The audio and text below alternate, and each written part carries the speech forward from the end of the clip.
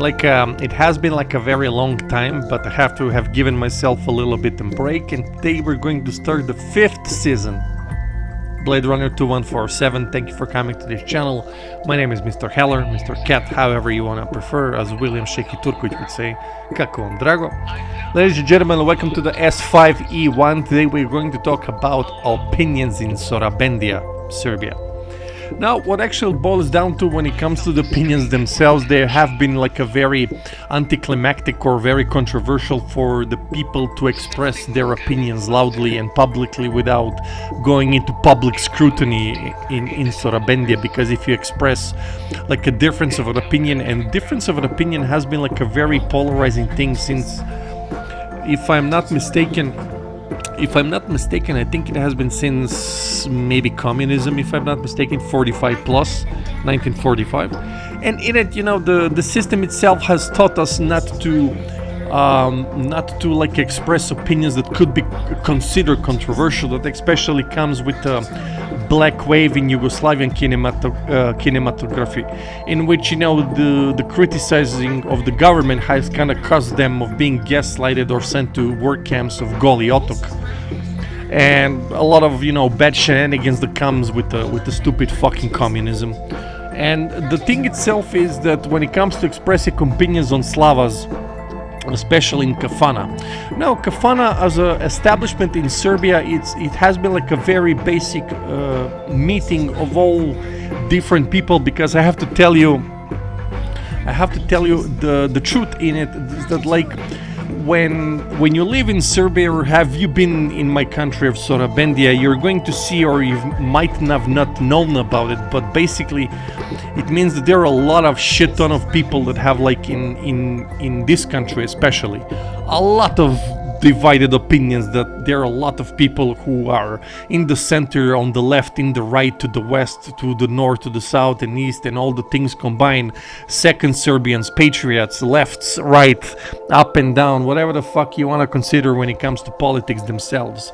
Now, when it comes to politics and history in Kafana, in tavern in Serbia, but Kafana, people lose their fucking apeshit brains and they go berserk especially when they're explaining the shababa, what could have happened, what should have happened, what would have happened.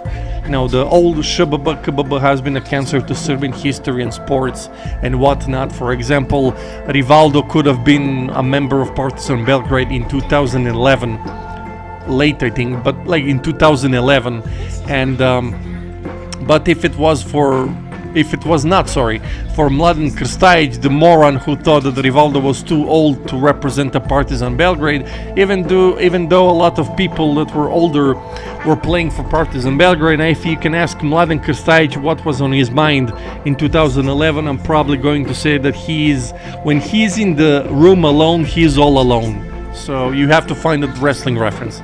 Now, back to the issue at hand about expressing opinions. Now, the opinions themselves, when you have them in Sorabendia, they are very held in high regard, especially by, you know, stupid and retarded influencers, Instagram people, TikTok cocksuckers. You can name them a bunch of fuckers you want.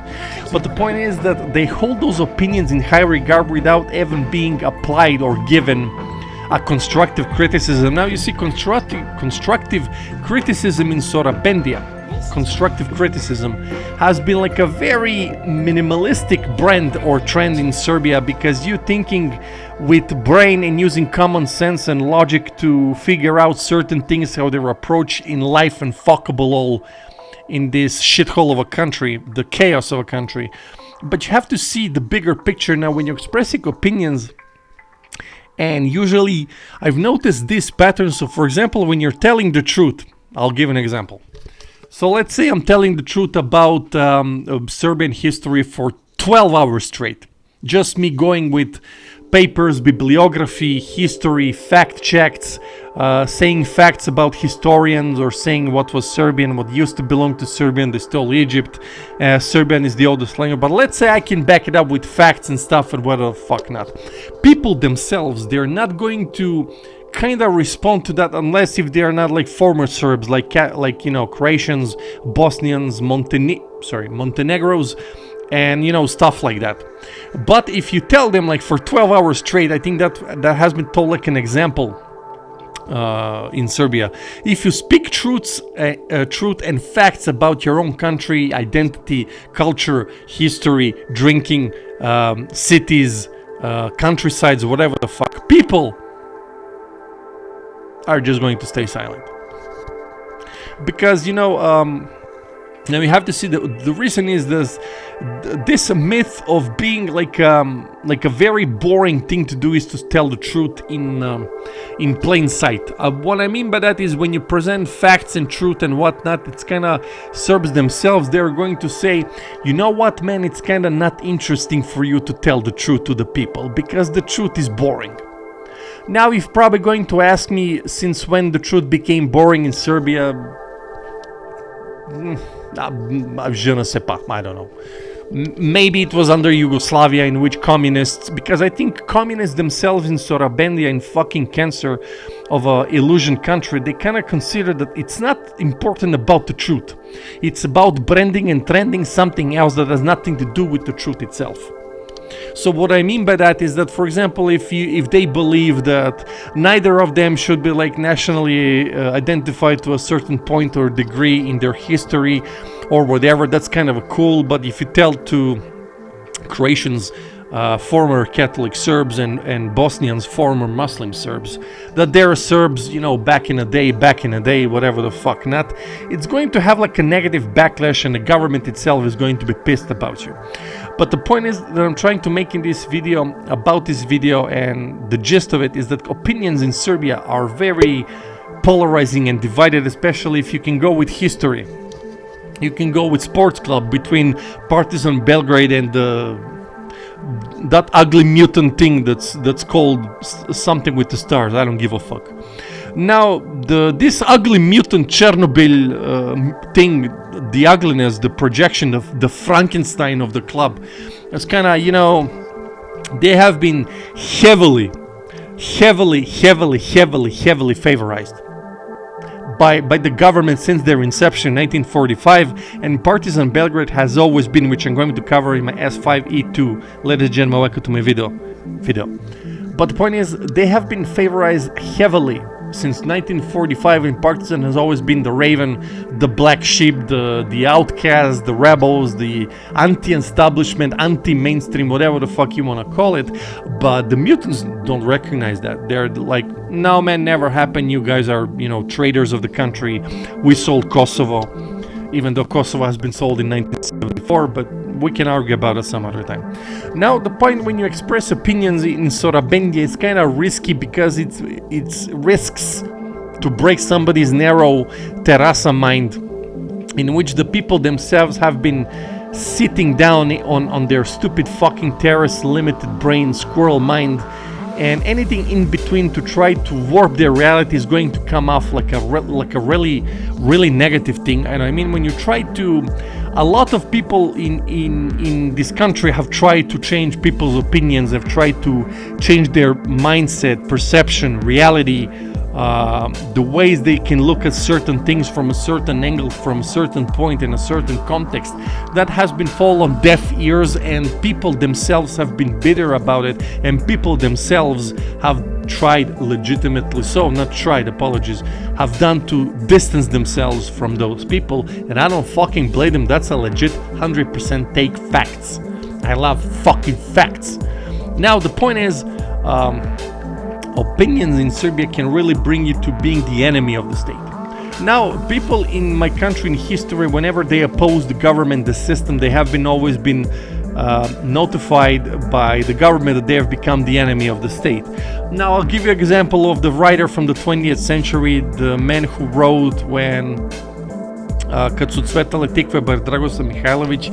He had this beef with the communist government because there is like a spoiler. I'm not going to spoil it to you about that book, but basically because of that ending of his book,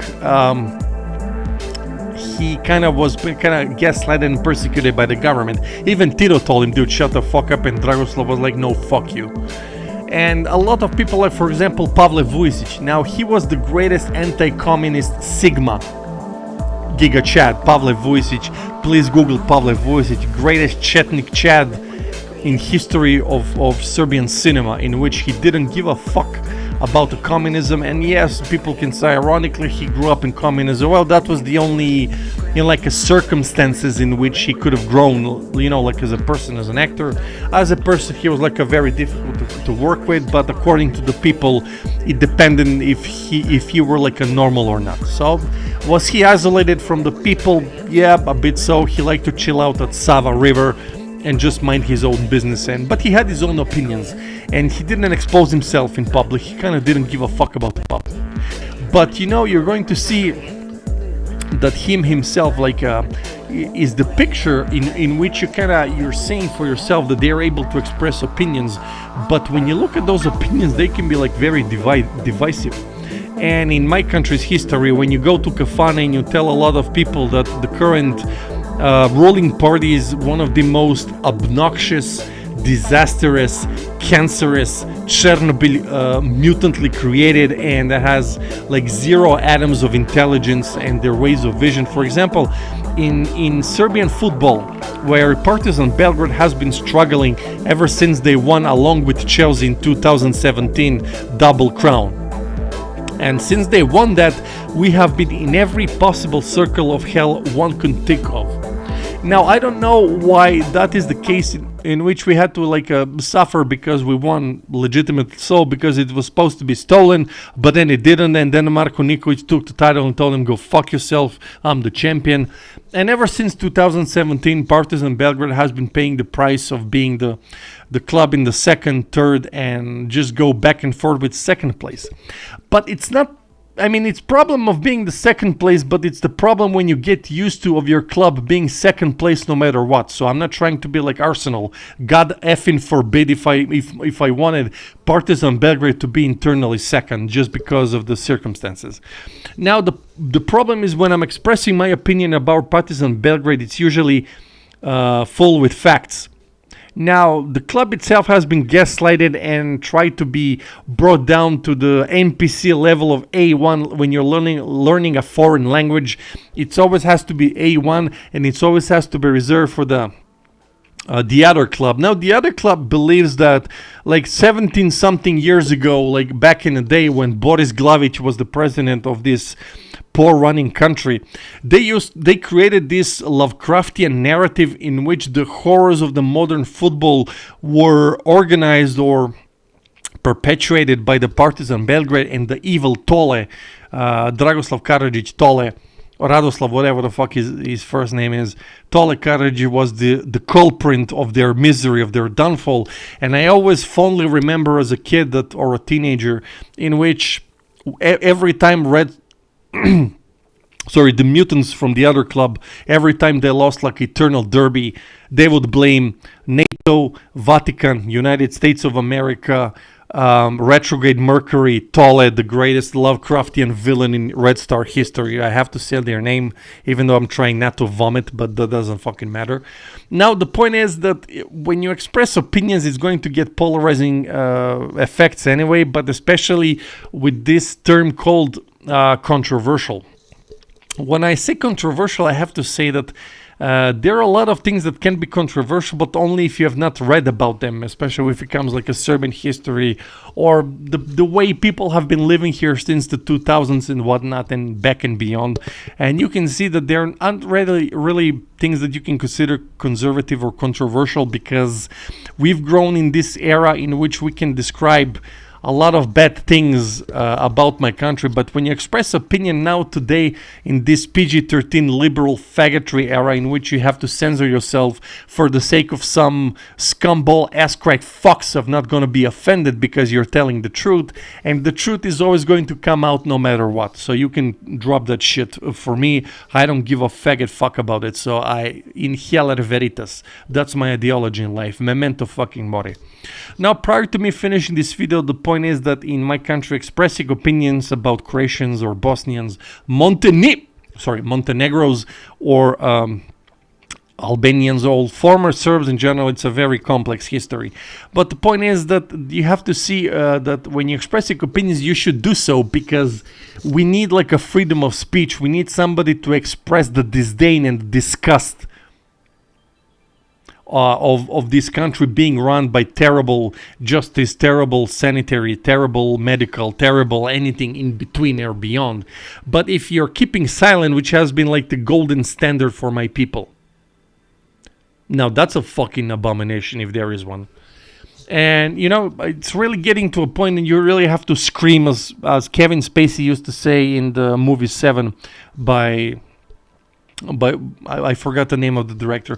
But Kevin Spacey says, now you have to punch somebody with a sledgehammer in order for them to get your attention.